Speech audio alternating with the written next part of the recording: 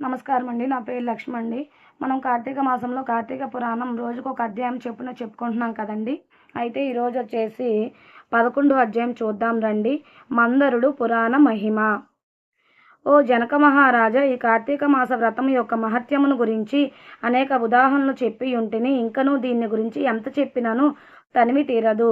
ఈ మాసమందు విష్ణువును అవిసె పువ్వులతో పూజించిన ఎడల చాంద్రాయణ వ్రతము చేసినంత ఫలం కలుగును. విష్ణు అర్చన అనంతరము పురాణ పఠనం చేయించిన వినినా వినిపించిన అటువంటి వారు తప్పనిసరిగా వైకుంఠాన్ని పొందుతారు. దీని గురించి మరొక ఇతిహాసం చెప్పేదను, శ్రద్ధగా ఆలకింపము అని వశిష్ఠుల వారి ఈ విధంగా చెప్పతొడంగిరి. పూర్వం కళింగ దేశంలో మందరుడని విప్రుడు కలడు. అతడు ఇతరుల ఇండ్లల్లో వంటలు చేయుచు అక్కడనే భుజించుచు మద్య మాంసాది పానీయములు సేవించుచు తక్కువ జాతి వారి సాంగత్యం వలన స్నాన జప దీపారాధనాది కములను ఆచారములను పాటింపక దురాచారుడై మెలగుచుండెను. అతని భార్య మహాసాధ్వి, గుణవంతురాలు, శాంతిమంతురాలు. భర్త ఎంత దుర్మార్గుడైనను పతినే దైవంగా నుంచి విసుగు చెందక సకలోపచారములు చేయుచు పతివ్రతా ధర్మమును నిర్వర్తించుచుండెను. మందరుడు ఇతరుల ఇండ్లలో వంటవాడుగా పనిచేయుచున్నను ఇల్లు గడవక చిన్న వర్తకము కూడా చేయసాగాను. ఆఖరికి దాని వలన కూడా పొట్ట గడవక పోటుచే దొంగతనములు చేయుచు దారి కాచి బాటసాలను బాధించి వారి వద్ద ఉన్న ధనమును వస్తువులను అపహరించి జీవించుచుండెను. ఒక దినమున ఒక బ్రాహ్మణుడు అడవిదారిన పడి పోవుచుండ అతన్ని భయపెట్టి కొట్టి ధనమపహరించుచుండగా అక్కడకు మరొక కిరాతకుడు వచ్చి ధనాసచే వారిద్దరినీ చంపి ధనము మూటగట్టుకొని వచ్చుచుండెను. సమీపమందున్న ఒక గుహ నుండి వ్యాఘ్రం ఒకటి గాండ్రించుచు వచ్చి కిరాతకునిపై పడిను. కిరాతకుడు దాన్ని కూడా చంపెను. కానీ ఆ పులి కూడా తన పంజాతో కిరాతకుని కొట్టియుండటం వలన ఆ దెబ్బకు కిరాతకుడు కూడా చనిపోయాను. ఈ విధంగా ఒకే కాలంలో నలుగురు 4 విధముల హత్యలు చేసి చనిపోయినందుకు ఆ నలుగురు కూడా యమలోకమును అనేక శిక్షలు అనుభవించుచు రక్తం గక్కుచు బాధపడుచుండిరి. మందరుడు చనిపోయిన నాటి నుండి అతని భార్య నిత్యము హరినామస్మరణ చేయుచు సదాచార వత్తినియే భర్తను తలుచుకొని దుఃఖించుచు కాలం గడుపుచుండెను. కొన్నాళ్ళకు ఆమె ఇంటికి ఒక ఋషి పుంగవుడు వచ్చెను. వచ్చిన ఆ ఋషిని గౌరవంగా ఆహ్వానించి అర్ఘ్యపాద్యాదులచే పూజించి, స్వామి, నేను దీనురాలను, నాకు భర్త గాని సంతతి గాని లేదు. నేను సదా హరినామస్మరణ చేయుచు జీవించుచున్నదాన్ను కాన నాకు మోక్ష మార్గం ప్రసాదించుమని బ్రతిమాలుకొను. ఆమె వినయమునకు ఆచారమునకు ఆ ఋషి సంతసించి, అమ్మ, ఈ దినము కార్తీక పౌర్ణమి, చాలా పవిత్రమైన దినము. ఈ దినమును వృధాగా పాడు చేసుకోవద్దు. ఈ రాత్రి దేవాలయంలో పురాణం చదువుదురు. నేను చమురు తీసుకొని వచ్చేదను. నువ్వు ప్రమిదను వత్తిని తీసుకొని రావలేను. దేవాలయంలో ఈ వత్తిని తెచ్చిన ఫలమును నీ వంతు గొనుము అని చెప్పిన తోడనే అందుకు ఆమె సంతసించి వెంటనే దేవాలయంకు వెళ్ళి శుభ్రం చేసి గోమయముచి అలికి ముగ్గులు పెట్టి తానే స్వయంగా ఒత్తి చేసి 2 వత్తులు వేసి ఋషి తెచ్చిన నూనె ప్రమిదలో పోసి దీపారాధన చేసినట్టు తర్వాత ఇంటికి వెడలి తనకు కనిపించిన వారినల్లా ఆ రోజు రాత్రి ఆలయమందు జరుగు పురాణ కాలక్షేపమునకు రమ్మని చెప్పిన. ఆమె కూడా రాత్రి అంతయో పురాణమును వినెను. ఆనాటి నుండి ఆమె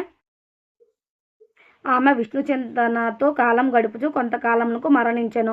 ఆమె పుణ్యాత్మురాలగుట వలన విష్ణుదూతలు వచ్చి విమానం ఎక్కించి వైకుంఠమునకు తీసుకొని పోయిరి.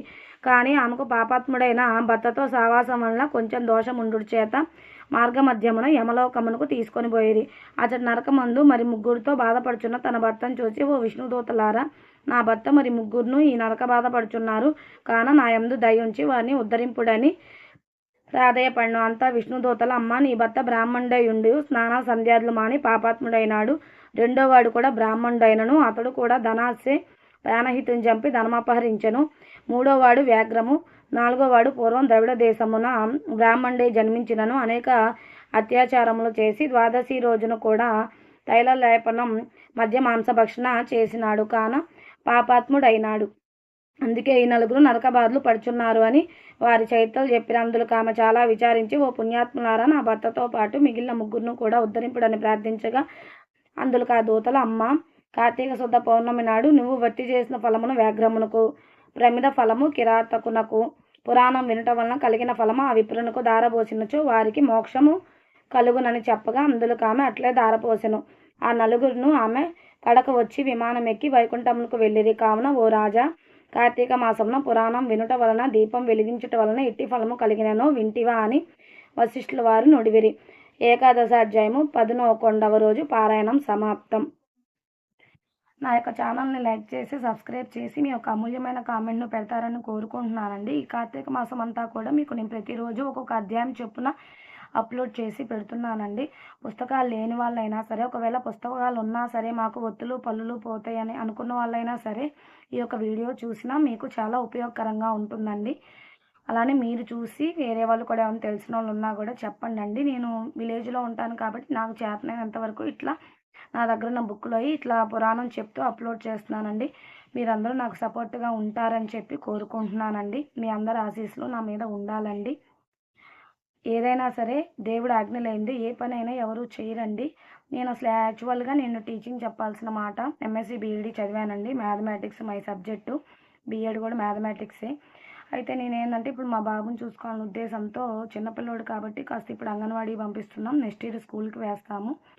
అప్పుడు ఏదన్నా అవకాశాన్ని బట్టి మా వారు ఆయన ఇంట్రెస్ట్‌ని బట్టి పంపిస్తే వెళ్తానండి. ఈలోపు నేను ఖాళీగా ఎందుకని చెప్పి నేను ఇట్లా భగవంతుడి వీడియోలు అప్లోడ్ చేస్తున్నానండి. నా యొక్క ఛానల్‌ని అలానే ఇంకా కొన్ని కొన్ని దేవుళ్ళకి సంబంధించిన కంటెంట్ కూడా నేను మంచిగా అప్లోడ్ చేయబోతున్నానండి. అవన్నీ కూడా మీరందరూ ఆదరిస్తారని మనస్ఫూర్తిగా కోరుకుంటున్నానండి.